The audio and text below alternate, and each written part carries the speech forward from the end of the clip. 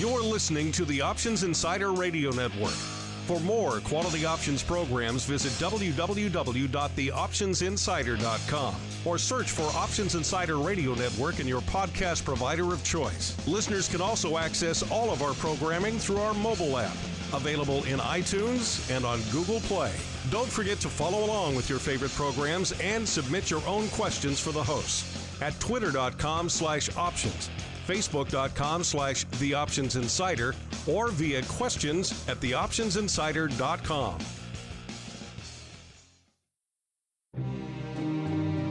It is a dangerous world out there. Volatility is on the rise and your clients' portfolios are under assault from a growing number of threats. Simple diversification is no longer enough to shield the assets under your protection.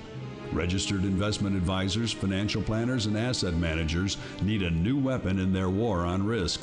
Welcome to the Advisor's Option, the program designed to arm busy advisors with the information necessary to properly manage risk in this volatile environment. From options education, trading strategies and tips, to industry news and interviews with leading advisors, you'll find it all on the Advisor's Option.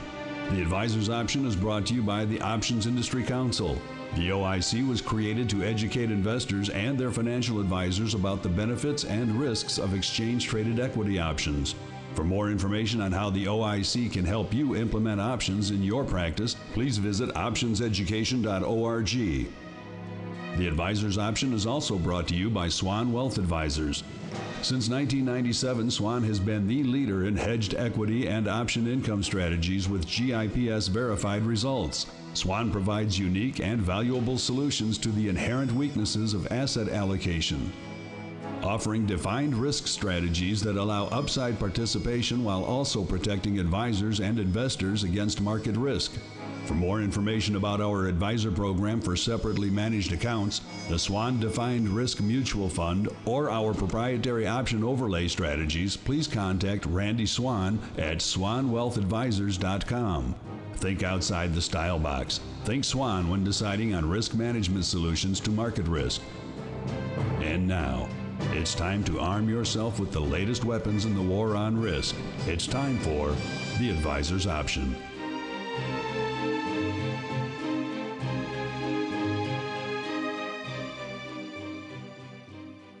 All right, everybody, welcome back to the Advisor's Option, the program here on the Options Insider Radio Network for all of you busy financial advisors who are trying to find ways to implement options into your own practices, as well as, of course, all of you out there perhaps in the market for a new financial advisor or asset manager, and you're kind of wondering, hey, what skills should these guys bring to the table? Well, we have the answers for you.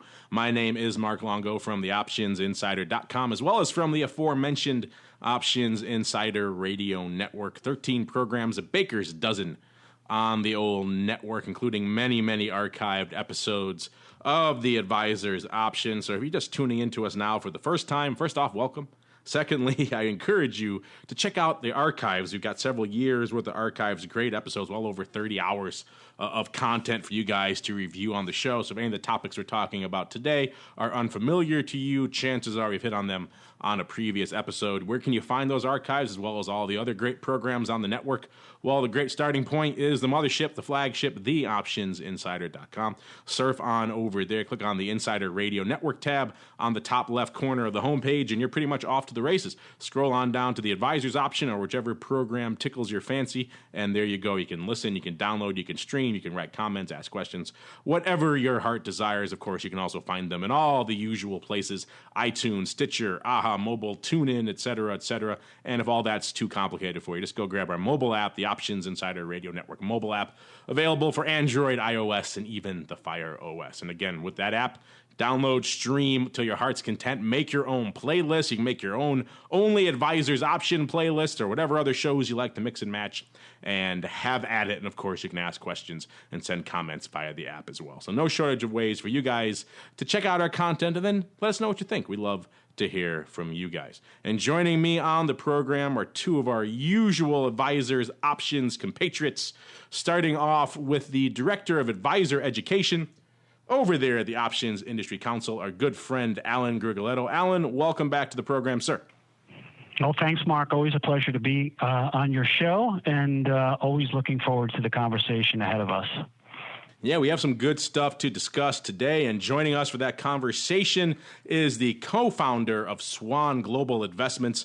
I'm not sure if he's beaming in from scenic and sunny Puerto Rico or perhaps a little bit less scenic and sunny, but still nice Durango, Colorado. He's got two good choices there. Mr. Randy Swan. Randy, welcome back to the program to you as well. I look forward to a thoughtful discussion on various topics related to options. Yeah, it should be pretty fun. We have a lot of topics to get to, so I think without further ado, let's kick it off with a segment we like to call The Buzz. Busy financial advisors don't have time to follow the latest developments from the options market, so we do it for you. It's time to get The Buzz.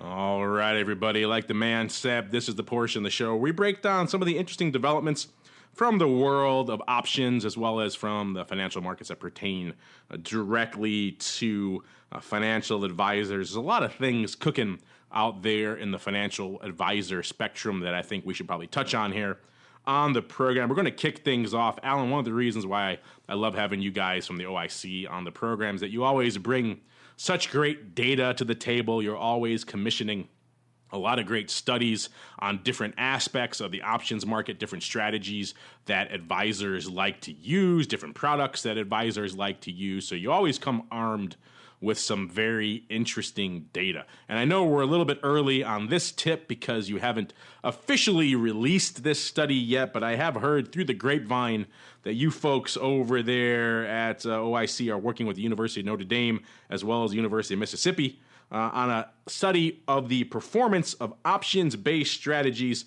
versus typical long equity strategies on 9 stocks that you might have in your accounts, advisors, stocks that are widely held in 401k plans. So I know we can't give all the data yet. We'll save that for our next episode, perhaps after the big options industry conference in Miami. We won't be embargoed anymore. We can get into it in a little bit more detail, but I don't want to wait that long for our listeners. Let's at least give them a little bit of a tease. What can they expect from that study, and what, if anything, can you share with us regarding your findings? Sure. Yeah. The paper examines the relative performance of options-based portfolio strategies versus just long equity strategies, and the abstract looks at data between the calendar year 2003 and 2012.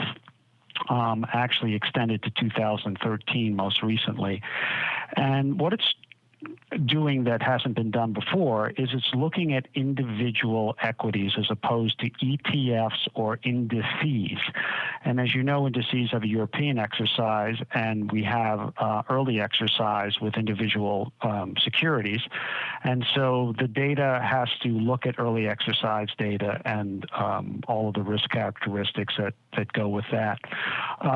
You're right, it is embargoed until May 8th when Professor Hemmler and Professor Miller, Professor Hemmler from Notre Dame, Professor Miller from University of Mississippi State will release the study and also speak to what they found. Suffice to say that option strategies do reduce the standard deviation of the return of the corresponding long equity strategy, and they'll go into 4 unique strategies, option strategies, not one but 4, versus the long only strategies. So I think when we convene in the future, listeners will be surprised at which of those option strategies actually had the best overall return with the lowest amount of risk. And so we'll save that as a juicy tidbit for future discussion. But needless to say, we're very encouraged by this, what I would call initial proof of concept study on 10 names, the most commonly held names across 401k portfolios. Subsequent releases will go to a broader spectrum of individual equities, and we'll see if the results hold up across a wider band. Like I said, that's one of the reasons we like having you guys on the program. You bring such great data. It's one of the things we like to do on this show. We know one of the things that advisors like more than anything when they're entering into that options will they or won't they discussion with their clientele is data to back them up, studies, risk analysis, all the sorts of things that they can show to their clients, say, hey, not only will these things not blow you out like you may fear, but they actually will reduce your risk, reduce your standard deviation, reduce your volatility of your portfolio, and actually can be competitive, if not outperform, from a total return perspective as well. You guys have done a lot of great studies along those lines in the past, doing real world analysis, which I like. You're doing studies on collars and how collars perform, because collars are very popular strategies with financial advisors and asset managers out there, and how they perform versus long only. Now you're taking widely held 401k stocks, again, that a lot of our listeners probably have in their clients' portfolios, and how they could juice those up with just a little bit of options wherewithal, a little bit of options know-how. So I, for one, am very excited for the details of that study. If you can't wait that long, listeners, you can at least check out the previous studies. They've done quite a few of them over there at the OIC. Serve on over to optionseducation.org. Click on the advisor tab there. It'll ask you to log in, but once you log in, all that data, all those studies I'm talking about, the tightening your collar and things like that, many, many different studies they've done will be laid out to you. Randy, I'm sure you've probably used an OIC study or two in your day when perhaps discussing with clients or perhaps potential investors the viability of using options in your particular case in your overlay funds there. So I'm sure you're probably welcome the idea of more OIC data to arm yourself with. We love the studies that these guys put out, and we use them in our weekly sales talks and to educate our investors and potential investors. So I think it's a great process these guys have gone through historically, and I look forward to the release of this study. In addition to the new study, Alan, are you guys going to be updating any existing studies at the OIC conference, or is this pretty much the main study push for this year? Well, actually, we've done a study, Mark, in Europe. It's on structured retail products, and the reason that we did it was not so much for the U.S. audience, but to get a real grasp about the use of structured products in Europe. And again, that will be released too at the Miami Options Industry Conference, not the Financial Advisor Forum, which is running concurrently. But Gary Delaney will speak to the SRP study. And, just a couple of points there that I think for many people who try to gain knowledge about the OTC space, they want to know why the products so appealing, A. B, what asset classes are they actually covering, because that is not fixed in time. Things change over time, so structured products meet the current needs. What I will reveal on your program is that I was quite surprised to learn that the clear largest space in terms of where these products are being created is not around interest rates and not around currency risk, but rather around equity risk. And that has not been the case over the past decade. It is the case now. And so you can do some real apples-to-apples comparison when you're looking at structured products that are trying to mitigate equity risk versus their counterparts in the U.S. market.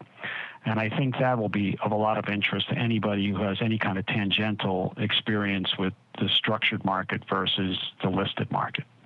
I'm looking forward to that as well. I'm looking forward to catching up with Gary and the rest of the OIC, OCC crew down in Miami next month and getting some of that data firsthand. Stay tuned to our Options Insider Radio Network listeners. We'll have a lot of our interviews and conversations from the conference coming up in the next couple of weeks. The conference is May 5th through 8th, so a little bit after that they'll be going up, as well as, of course, our next episode of the Advisor's Option, where we'll have Alan or Eric back on and we can get into the meat of some of their findings in a little bit more detail once they're past the embargo. Of course, if you're excited about options-related studies, just check out our most recent episodes, episode 28 and 27. We took a deep dive into a great study, but great white paper coming out of the SIBO about how options can benefit, financial advisors and portfolio management uses of options. It's a great study. We had the authors of that study on episode 28 as well. So if you're looking for data to arm yourself with in the ongoing battle to bring options to your clients, and of course to get your advisor perhaps to embrace options, then we have you guys covered here on the show. Moving on to some other hot topics in the world of financial advisors, and you pretty much can't talk about financial advisors in any capacity anymore without stumbling across this heated debate over robo-advisors in the space. It seems like everywhere you go, every financial advisor, RIA, CTA, et cetera, you talk to are up in arms about this emerging trend. If you're not familiar with what we're talking about, listeners, essentially there are these firms that are offering cheaper, lower cost, kind of almost do-it-yourself kind of alternatives to the higher end things that used to be there from Schwab and others in the space, trying to find a way to kind of disintermediate, disrupt the advisor space. A lot of them claiming that people have been charging too many fees over the years, and a lot of other, networks of vested interests that have been getting in the way of the client getting the best service and the best return at the end of the day. So a lot of the mind share in the advisor space these days is certainly taken up with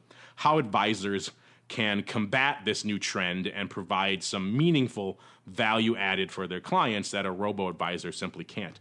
And we see a lot of these different pieces, different thought pieces and comment pieces. This one caught my eye. It was up on NASDAQ.com, so a reputable outlet, and it was kind of a opinion piece about how advisors can combat this trend of the robo-advisors by providing a lot of different value adds.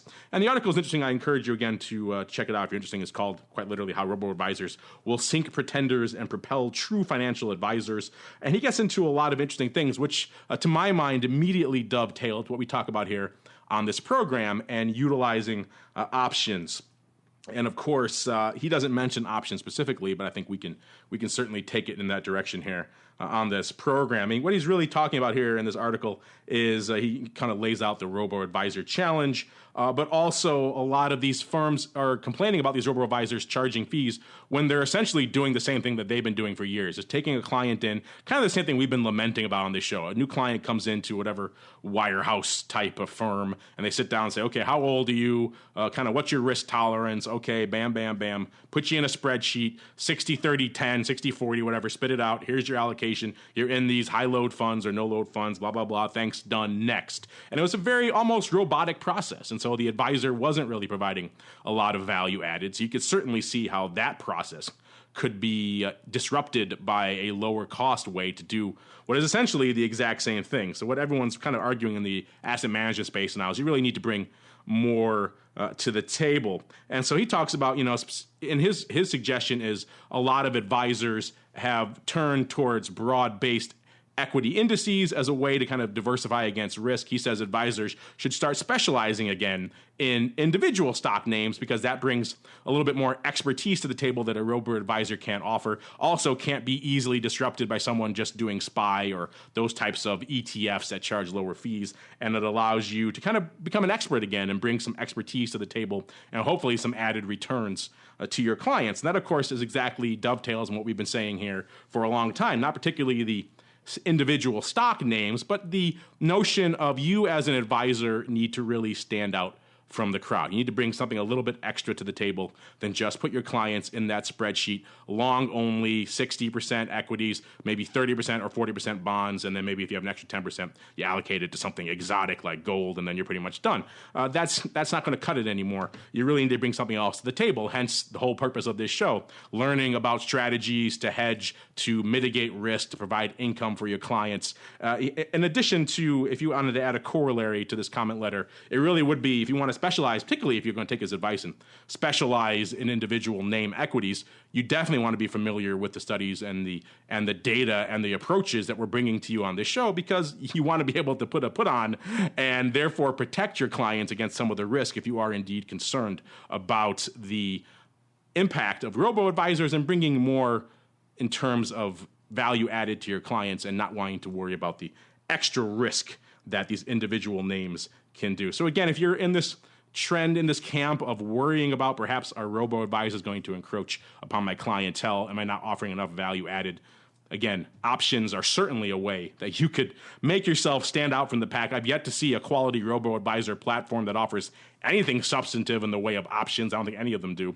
So that almost by definition is a way you can make yourself stand apart from the crowd, and certainly stand apart from the growing onslaught, the threat, if you will, of the robo-advisor platform. Randy, perhaps we'll start with you. I'm not just in this particular article, which lays out some interesting ideas and suggestions for advisors about how they can combat this trend. But A, let's start off with what your take is on this kind of growing debate over robo-advisors in the space, as well as how you feel options play into that debate and how you feel a skilled advisor asset manager could utilize options to combat this trend and make themselves stand out from a value-added, service-oriented perspective. Let me first off by stating that I think anything in the industry that is actually helping to create competition and new products and new innovation, I think is a positive for definitely the individual consumer and ultimately the industry. So I was actually participated in a conference a couple weeks ago in New York, and this exact topic came up multiple times during the 2-day conference. And quite frankly, it seemed like most of the bigger firms that were participating in this conference really actually came out in favor and said, this is going to be a trend that I think is going to stay around, and we're going to make investments to make sure that we participate in this trend. When you get into the concept of how individual advisors provide value, I think it's true. There's a limitation to what a computer model can do. And so when you add value, whether it's helping out pick more exotic type of investments or investments that use options, as we talk about on the show, I think that's definitely one way to differentiate yourself and provide value. One of the other trends that they talked about on this show is that because so many investment advisors or people are indexing and using low-cost ETFs, that they actually made the comment that the real value add came from more of your it was really hard to create value in that kind of space when you're competing with ETFs. So you have to go to something different. I think that's where the whole kind of option model, where strategies use options, fits into that, because I think that space is still relatively wide open. And I think when you compare the results, as Alan talked about in the study, compared to a lot of the alternative investments, we compare quite favorably to the industry as a whole. In other words, competing versus other alternative strategies, I think option managers, quite frankly, can do very well. So I think that's good for our segment of the industry. But once again, it comes back to how much value can you add to your client, and can they see that value that you're providing? And so the competition is going to be there going forward. I think you just have to, meet it head on and figure out a way that you're going to differentiate yourself. Because I definitely think that the prices in the industry is getting pushed down in terms of fees and stuff like that. Yeah, they asked this question here in the article. They say, if a robot or a computer program can perform your role in an investor's life, then do you really have any discernible value? An interesting question I think a lot of advisors really need to ask themselves, particularly if they're, like you said, or Randy, still just allocating to the same products as the robos are, but charging, orders of magnitude more to do that. Then the answer is probably no. But somehow I don't get the feeling you guys over there at Swan Global Investments are running scared from the robo-advisors. I think you offer a pretty unique niche that, like I said, I don't see any robo-advisor even coming close to really offering any sort of value added in the option space. It really is very much in the broad-based ETF and kind of lower fee space. And so again, if you guys can get a handle on the things we're talking about on this show, it's a really clear-cut way to differentiate yourself in a time when it seems like everyone else in the advisor space is running around screaming, the sky is falling, the sky is falling. You can be that one guy who's calm, cool, and collected and picking up the clients that the other guys are shedding. Alan, you talk to a lot of advisors. In fact, that's pretty much your day-to-day job. You travel around the country talking to a variety of different advisory firms on a variety of different capacities. What's your take, A, on the growing quote-unquote threat from the robo-advisors? And then the same question I asked to Randy, where do you feel that options come into this? Is this starting to become part of your pitch to new advisors to embrace options, saying, hey, this is a clear-cut way for you guys to make yourself stand out, not just from other advisors, but from the emerging robo-advisor crowd out there? Well, hey, Mark, one of the things that's been a topic du jour is this robo-advisory business. It's not exactly new. Some of them have been in the works for quite a long time. I will say that they've had great success in kind of scraping the smaller accounts sizes, people that don't have lots of money, and therefore they need a very easy to use web-based application. Many of those people are younger people who don't really have kind of the dialoguing skills. They're basically grown up in the internet age, and they're more comfortable with that. So they're finding a ready audience in that generation. Older people like having conversations with real people and getting that information that way.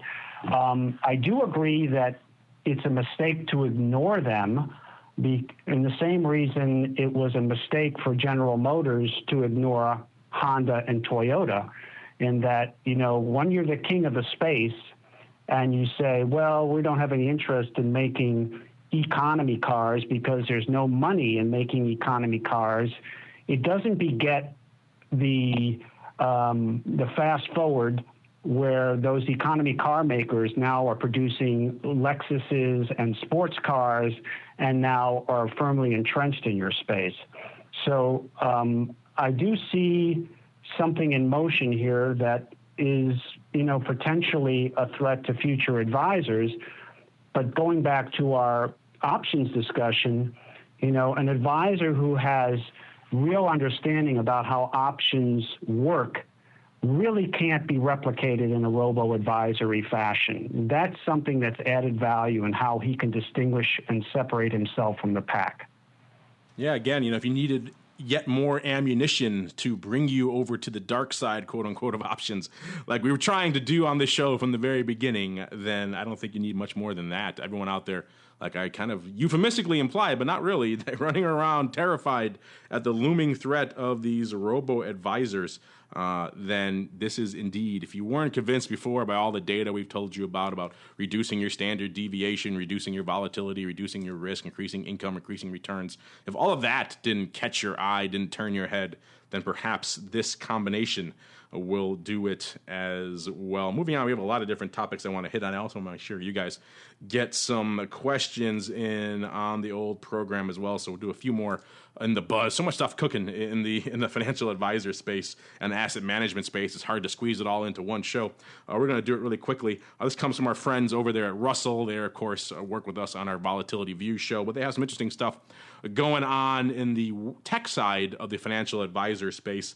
And it kind of caught my eye for a couple of reasons.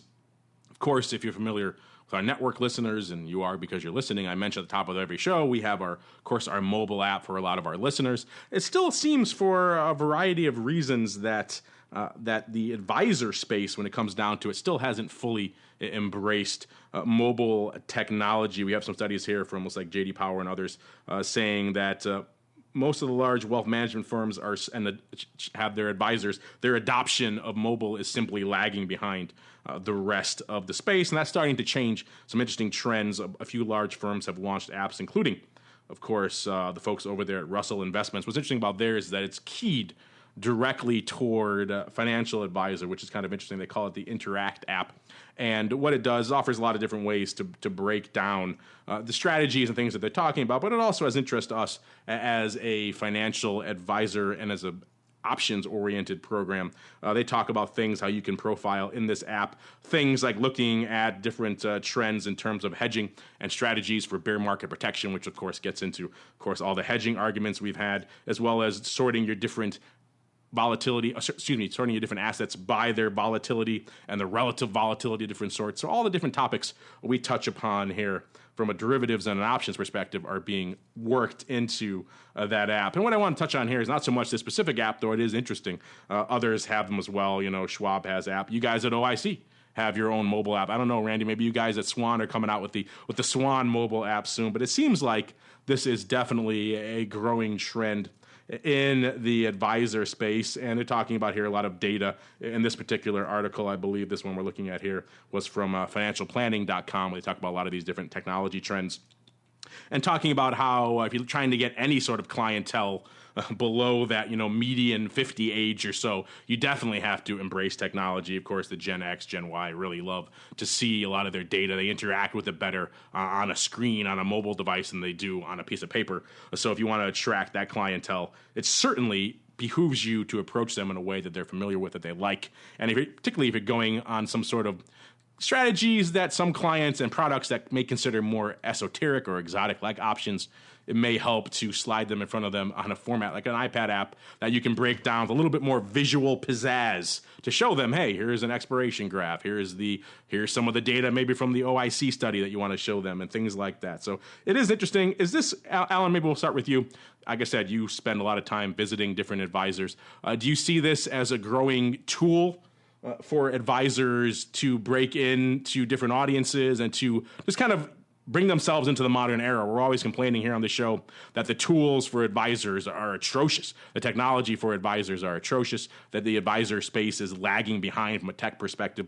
Are you starting to see this trend perhaps turn around? And is this, I know you guys launched your recent mobile app over there at OIC. Was the advisor audience really a big target for that app going forward, a target audience? Well, it really wasn't targeting the advisors so much, Mark, as it was just targeting, the retail clients and trying to give them bite-sized pieces of information so that they can later go to the website and get the full versions of our research, our pieces of interest. We're embracing it in a big way, the mobile app, because, as I stated earlier, in relation to the Robo-Advisors, the younger generation definitely learns in a different way than the older generation. And so point and click, small message bites, that kind of thing is very appealing to the younger folks. We're in the process of developing videos that basically take complex Greek analogies and then bringing them down to something that someone can digest in about 90 seconds. So stay tuned. I'll let you know how that goes. As far as the advisors and the apps, I can't say that I've seen a lot of traction. I could be wrong. If you're part of a wirehouse, you have a comfort zone where you have a trade desk that you can pick up the phone and get instantaneous quotes or help on dynamic option strategies. If you're an independent, you're a little bit swimming against the tide, and you've got to rely on whatever tools that you have on hand. There are some very good tools out there, by the by, but you got to know how to use them. And so I don't know if they're actually taking the time to learn how to use third-party tools, or they're just relying on old standard means and saying, I'd rather do it through a sub-advisor or some other methodology.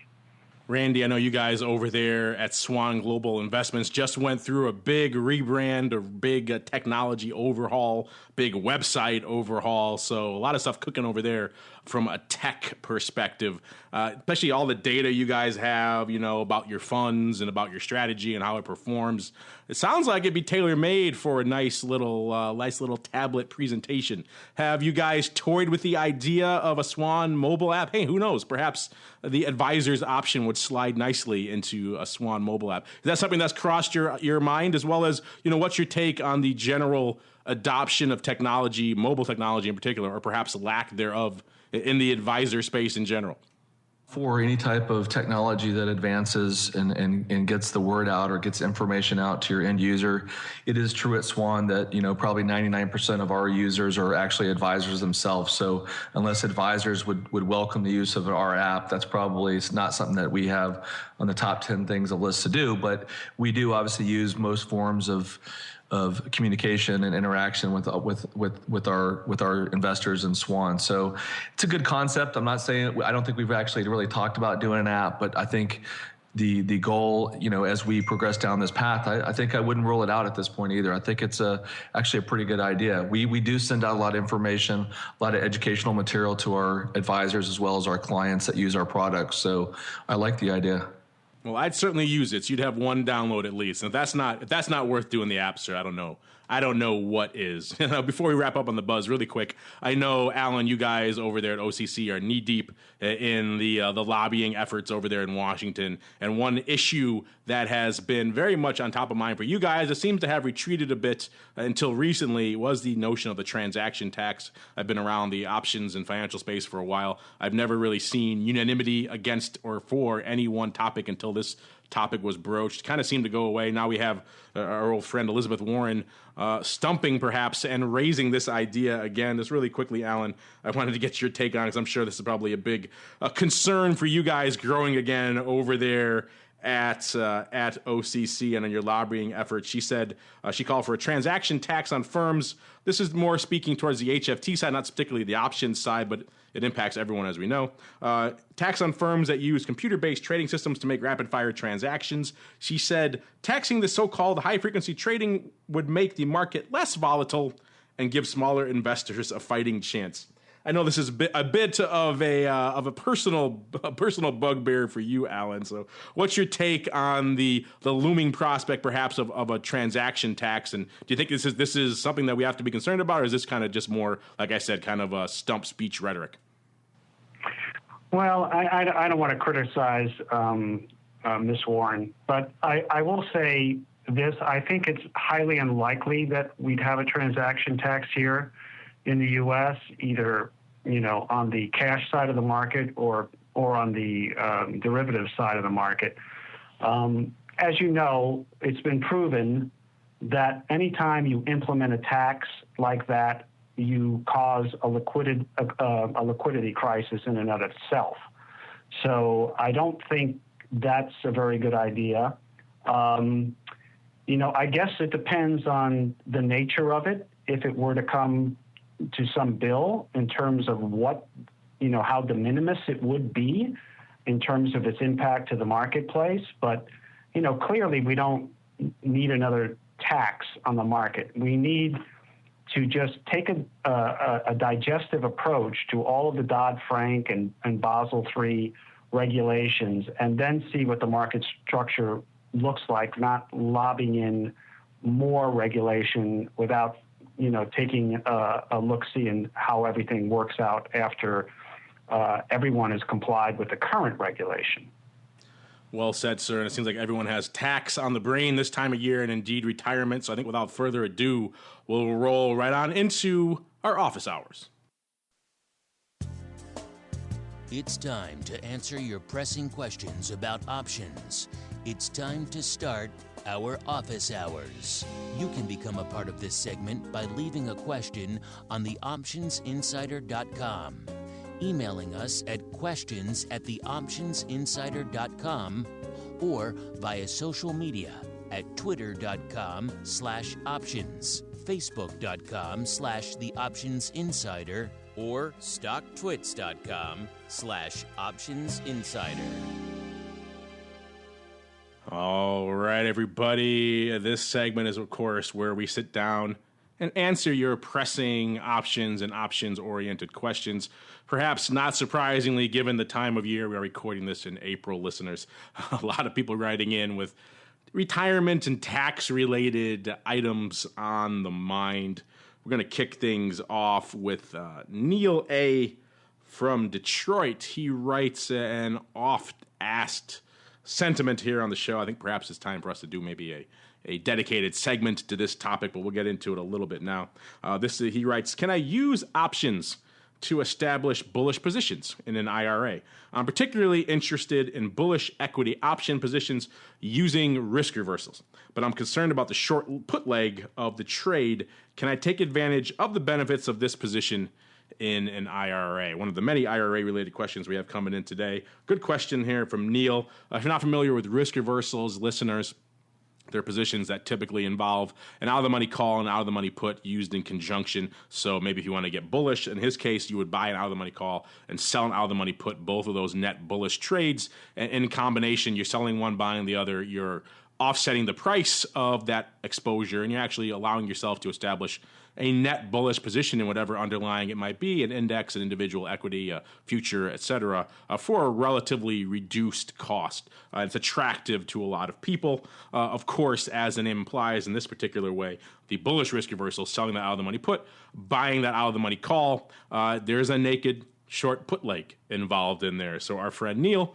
of course, concerned about can he use this strategy in an IRA? Can he take advantage of all the benefits of it? And again, it is a great strategy, one of our favorites here on the network, the Options Insider, a great way for people to establish bullish positions without really having a huge outlay. So I could see why he'd want to do it and also why he may be concerned. Perhaps Mr. Randy, we'll start with you. What do you have to say to our friend here, Neil A. from Detroit, who is concerned about establishing bullish risk reversals in an IRA? Can he do it? Can he get the benefits of this position the way he wants? Well, I think we always start by breaking down the different components of the strategy. The answer on the first part is, can you buy calls in your IRA? The answer is yes. I would preface everything I say by let's look at individual custodians and what type of specific rules they may have in addition to the rules that you're generally allowed to do in an IRA. But I would say yes, long on the calls. The short puts, I would say, depending on which custodian you have, I do know custodians that will let you do that as long as you have enough cash in the account to secure that position. In other words, if the put gets put to you or the stock gets put to you, then do you have the cash to actually be able to buy it? And of course, you can't leverage or margin your IRA account. So that'd be my quick and dirty answer in terms of can you do that type of position. Mr. Allen, anything to add there, sir? No, I concur with Randy. I think the rules allow for it in general, but the custodian may have, certain caveats. So check with your custodian, and chances are that if you're not doing it with that IRA, you could possibly open up another IRA somewhere else that would allow you to do it. Yeah, it's a good question, Neil, and that's essentially the heart of it there. The call is easy. Buying a call is easy. The put is the harder part. You probably have to do what Randy said, which is probably, do the old covered put, essentially. You're familiar with the covered call. You have the stock in your account to be called away if that call is indeed exercised against you or signed against you. So you're covered in that sense. Covered put, same idea. You're selling that put. You just have to have the excess capital in your account to buy the stock if it does indeed go through that strike. So as long as you have that capital in your account, you'll be all set. Again, you'll realize then that may diminish some of the attractiveness of the bullish risk reversal for that reason alone. You're going to have a higher opportunity cost in that account. Of course, again, if you're doing with a general brokerage account, they're going to hold some of that capital in reserve as well. So it's not too much of a differentiating factor. But again, like Randy and Alan said, check with your custodian because they may have different rules for you. But in general, as long as you have the capital to buy the stock, if it drops through that strike on the put, you should be all set. So hopefully that clears it up for you, Neil. Good luck with you and your trading. Sounds like you've been listening to our shows. You're taking that knowledge to heart, so I'm glad to hear it. Next up, we have a question. This seems like a regular refrain we get every year here on the program around this time. This comes from Avery Man, the handle. He or she writes, the 2015 contribution limit for an IRA account is $5,500. Are there techniques to increase or, circumvent this limitation utilizing options or derivatives? Again, common refrain around every April 15th. We get listener questions to this effect. I think a lot of them still ascribing these magical, mystical powers to options, that they can do all these things. And certainly options can do many, many things. But circumventing the law in this scenario is not really one of them. Alan, I'm sure you've encountered this question more than a few times, perhaps even on this show in the past, in last year around tax time. What do you have to say for our friend here, Mr. and Mrs. Avery Man, who wants to use options to perhaps put in more than $5,500, maybe, $10,000 into his IRA? In a word, no. So I would never advise anybody to go against the restrictions on contribution levels.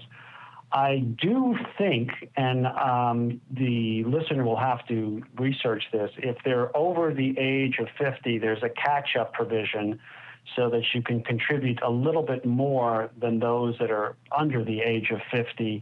And I believe it was just raised recently by an extra $1,000. So do check. I can't be certain of the exact amount, but I know there is a catch-up provision. Yeah, I think it's 6,500 versus 5,500. I think you get an extra 1,000. Yeah. I think if you're over that level. So there you go. Take advantage of that, Mr. Averyman, if you're over that level. Randy, anything to add here from our friends? Like I said, it seems like a regular question. People want to use options to do the magical and indeed the impossible. Finds a way, I'd like to hear it. I'll give a prize. How about I'll give them $1,000 prize if they can figure a way to circumvent this. No, I just don't think you can do that. And I don't think there's ever going to be a way to do that. Obviously, you could use some type of leverage in terms of maybe a levered ETF or a mutual fund inside an IRA, but that's not going to help you get the limit higher. Yeah, I mean, you can't really, obviously options are levered instruments. So if you buy options on a particular name in your IRA, you could be impacting with a larger effective position size than that $5,500 would otherwise allow in the regular marketplace. So you can take advantage and see maybe the leverage involved and inherent in options as a way to perhaps do that and say, hey, I'm putting this $5,500 to work, but I'm actually, magnifying the reach of that money through the levered impact of options in the marketplace. So in that perspective, perhaps you could see it as being circumventing that limitation, but the hard and fast limitation of the monetary deposit, there's really, unfortunately, no way around that. I'm with Randy. If you can figure that out, I'll chip in for that prize as well. I think there's a lot we could do with that, and a lot of interest in that topic, certainly. As you've seen from our listener mail, I just pulled a couple of those, but there were a lot of questions along similar lines. In fact, I think maybe on our next episode, we'll take another deep dive into the world of retirement accounts and options, because there still are so many questions. Those are just the two I surfaced from this. If you are indeed interested in retirement accounts and options, listeners, again, I encourage you, check out our archives. We have touched on a lot of different aspects of retirement accounts, what strategies you could use in them. Particularly some of our earlier episodes, like the stock repair episodes, the long-term covered call episodes, the collar episodes. Collar, obviously, a very popular strategy in retirement accounts, as well as just with advisors in general. How to sell puts, talking about the naked put, how to sell puts, episode 5. We've gone into all those in detail on previous episodes, so by all means, check those out. And perhaps I think for next episode, we'll get together and do a kind of a rundown of all of the greatest hits of that, as well as, of course, get into Alan's study. But we still have time for a few more of your listener questions here on our office hours. This one comes from Charles D. out of scenic and sunny Richmond, Virginia. He writes, I typically invest in dividend-paying equities on behalf of my clients. Well, you're certainly not alone, Charles. He goes on to write, I'm interested in adding covered calls to the equation. I would like to know if you have any tips for me as I embark on this road. Are there any particular characteristics of dividend-paying equities that make them better suited, or perhaps not well suited to writing covered calls? Most of my clients are investing through retirement accounts. Again, a common refrain here. He goes on to write, I plan to write 10% out of the money calls when possible. Are there also any strategies for increasing the returns for my clients with these strategies? So an interesting question. Obviously, covered calls, a very popular strategy with the advisor set, one half of that holy grail strategy I refer to, of the collar there. Income, obviously a big driver for a lot of the advisors out there looking to perhaps juice up the returns out there. He's asking about the specific subset of names that have dividends on them, Obviously, that's a popular trade as well out there. A lot of services out there offer covered calls on dividend income names. So they are indeed very well suited to writing covered calls on them. It's a great way to essentially double up the dividend or substantially increase the dividend, depending on how much you can get for those calls. So it's certainly an attractive characteristic. Maybe Randy, we'll start with you. Our friend Charles, like I said, wants to write covered calls on dividend paying names. Any overall tips for him when it comes to that, as well as you've done a few covered call writes in your day? Any tips you can give him to perhaps juice up those returns a little bit? When you introduce the concept of selling covered calls against an individual equity or an indice, you're changing the risk-reward dynamics of that trade. So to me, the way you maximize your long-term performance of the strategy is actually have some risk management rules in place, knowing that you've got your upside capped and your downside somewhat unlimited. to the extent the stock can go to zero, obviously. But I think that's the main tip I'd have for someone, is just to try to take advantage of knowing how to get that probability the highest in your favor to give you the higher enhanced returns. And so you don't really want to collect $1 call option on a stock and have the stock drop by $40. It's not really work. It's not really a good characteristic in the end. So that would be my advice. Mr. Allen, anything to add here for our friend Charles? Not a ton, Mark. I mean, for Charles, if you want to just take a look at the OIC website, optionseducation.org, you'll see some interesting stuff about the if called return, meaning if you're assigned, and looking at the return that you get when you sell that call option and you have to give up the stock upon assignment. And you can also look at the standstill return calculation, which will tell you what your return is on that strategy with the dividend if the stock is not assigned or basically stands still in nature.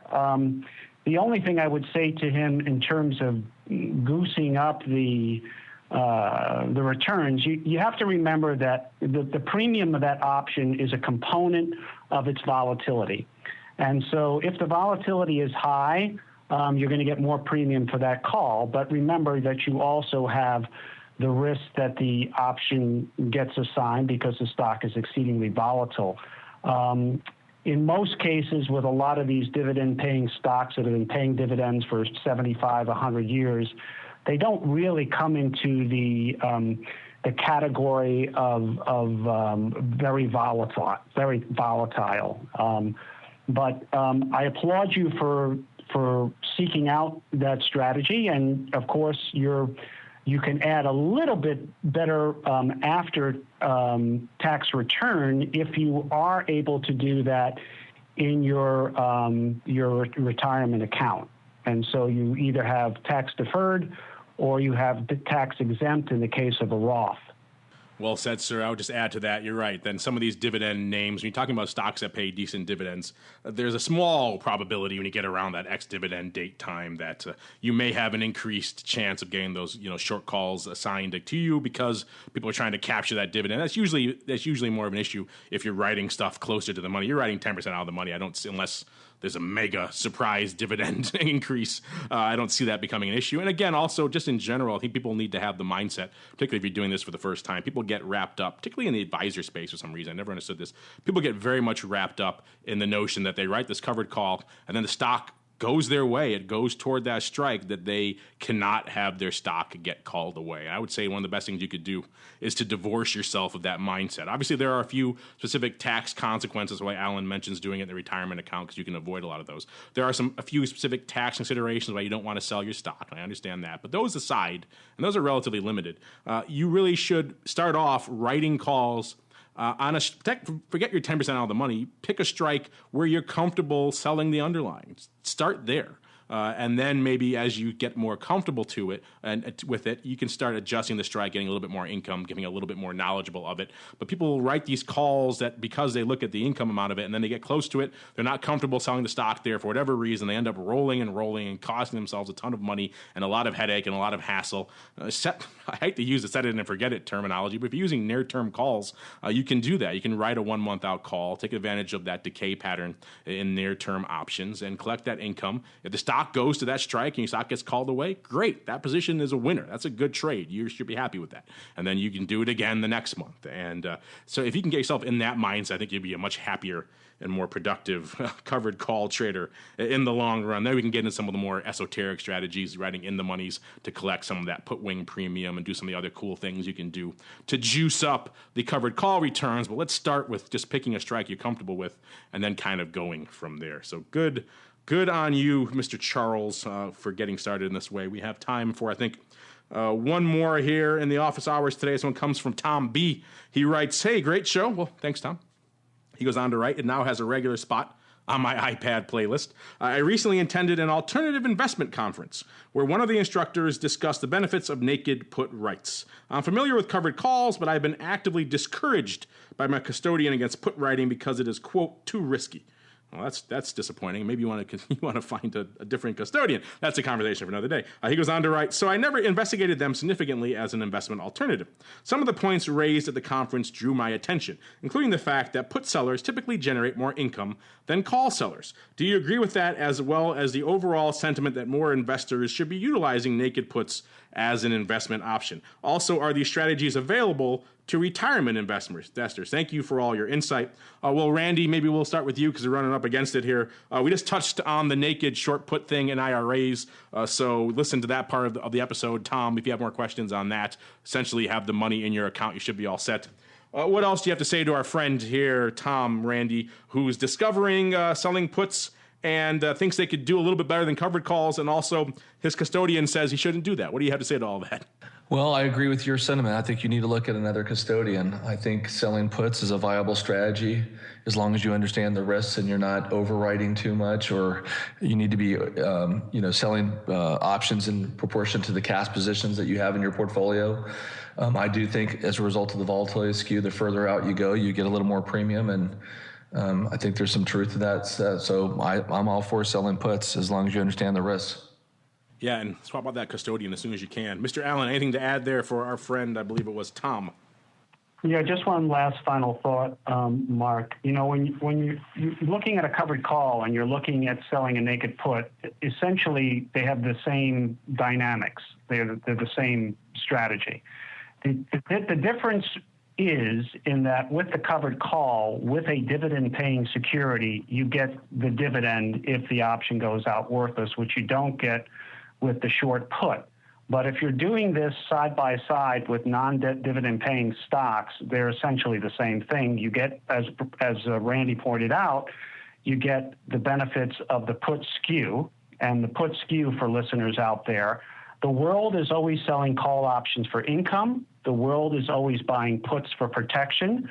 So at the same strike price and same expiration, the call will be compressed in its premium versus the put at the same strike. So the put has a little bit more premium in it than the call option. And that's, of course, an advantage to the put seller. Yes, a lot of great topics we don't have time to get into here, all of the minutia of them, volatility skew and things like that. If you want to learn more about all of that, I encourage you to check out our episode on volatility we did back on February 20th. Of, I believe, 2013. So it has been a while since we've jumped into all things. Yes, it was February 20th, so 2 years ago, roughly, of all things volatility. We'll explain things like the put skew versus the call skew. And you're right, why those puts do generate more income, because they are getting, like Alan mentioned, that little bit of extra premium that you're not getting on the call side. So they are indeed a viable strategy. Switch your custodian at first chance because he doesn't know the difference between a covered call and a naked short put, which is, hey, they are the same. So if he lets you do covered calls, he should be letting you do short puts. And if he's not, go somewhere else. And it's a great way to start off your trade, too, as we've discussed here on the many times on this show. Mike Kavanaugh brings it up at RCM all the time. It's one of their favorite trades, the RCM Wheel of Fun. We discussed it in particular, the wheel trade, on the July 2013 episode of this show. So check that out. It starts off all of your long equity positions by writing a put. If you're familiar with working limit buy orders, you should be writing puts anyway as a way to get paid to get into your long equity positions. Check out that episode. You'll learn a lot more about that. But in the nutshell, yes, you should be doing them. They're a great strategy that can improve your returns. And if you do them in conjunction with a covered call like the wheel trade, that can be even better. So a lot of great value added from it, like Randy said, as long as you know the downsides. In this case, quite literally, you know what happens when you move to the downside. And then you could be all set. And if you're worried about that, of course, you can do put spreads instead of puts, and all sorts of ways to mitigate that impact. So great questions, everybody. Unfortunately, that's all the time we have for the office hours on this segment. It's also all the time we have for this episode of The Advisor's Option. But before we go, as always, let me check in with each of my cohorts here on the old Advisor's Option panel, see what they have coming up that may interest you. Randy, we will start with you. A lot of stuff cooking in the land of Swan Global Investments. So give us a quick rundown. What can our listeners look forward to until the next time you and I and hopefully Alan or Eric gather together here on the program? Well, we're in the process of putting on several of our research papers on our website and coming out with our next issue of The Good, Bad, and the Ugly. So that's really, from our perspective, one of the things that we're working on to get out fairly quickly. So no new mutual funds launched in the last couple months, but our team continues to grow. I think we're up to about 25 individuals in the firm right now.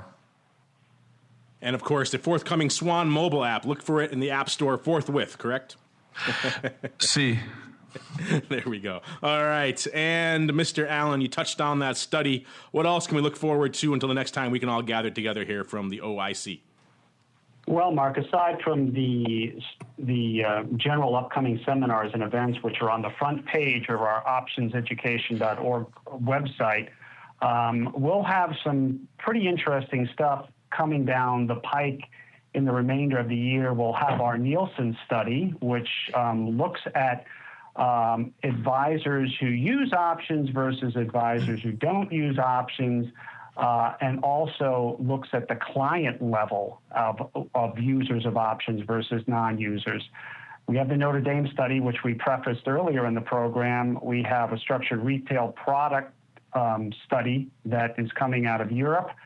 And then we'll release our updated tax brochure sometime soon to our website. And I think that's probably enough for now. That certainly is enough to keep our listeners busy for the next month, Alan. And on behalf of Alan and indeed Randy and, of course, myself, I want to thank all of you out there in the listening audience for downloading and streaming and subscribing to the show and for sending in such great questions. Keep them coming. And we'll see you next time right here on The Advisor's Option. It is a dangerous world out there. Volatility is on the rise and your clients' portfolios are under assault from a growing number of threats. Simple diversification is no longer enough to shield the assets under your protection. Registered investment advisors, financial planners, and asset managers need a new weapon in their war on risk. Welcome to The Advisor's Option, the program designed to arm busy advisors with the information necessary to properly manage risk in this volatile environment. From options education, trading strategies and tips, to industry news and interviews with leading advisors, you'll find it all on The Advisor's Option. The Advisor's Option is brought to you by the Options Industry Council. The OIC was created to educate investors and their financial advisors about the benefits and risks of exchange-traded equity options. For more information on how the OIC can help you implement options in your practice, please visit optionseducation.org. The Advisor's Option is also brought to you by Swan Wealth Advisors. Since 1997, Swan has been the leader in hedged equity and option income strategies with GIPS verified results. Swan provides unique and valuable solutions to the inherent weaknesses of asset allocation, offering defined risk strategies that allow upside participation while also protecting advisors and investors against market risk. For more information about our advisor program for separately managed accounts, the Swan Defined Risk Mutual Fund, or our proprietary option overlay strategies, please contact Randy Swan at swanwealthadvisors.com. Think outside the style box. Think Swan when deciding on risk management solutions to market risk. And now, it's time to arm yourself with the latest weapons in the war on risk. It's time for The Advisor's Option.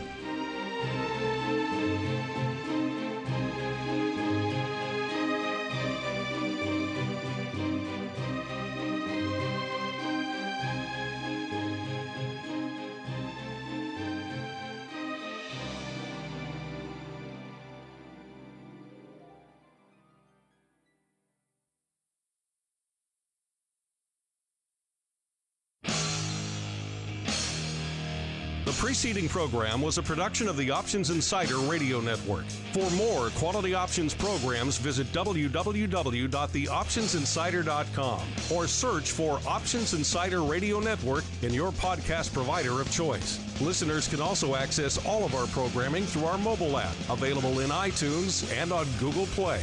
Don't forget to follow along with your favorite programs and submit your own questions for the hosts at twitter.com/options, facebook.com/theoptionsinsider, or via questions at theoptionsinsider.com.